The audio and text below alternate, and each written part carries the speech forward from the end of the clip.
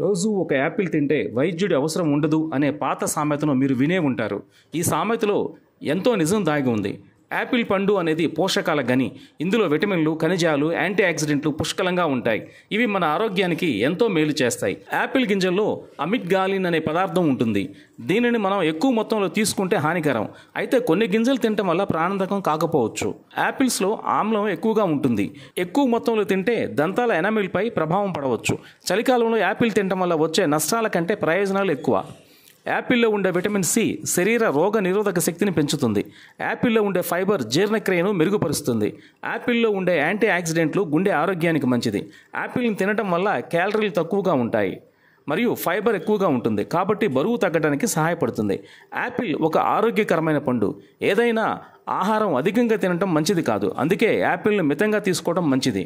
మీకు ఏదైనా ఆరోగ్య సమస్య ఉంటే డాక్టర్ను సంబంధించిన తర్వాతనే యాపిల్ని తినండి.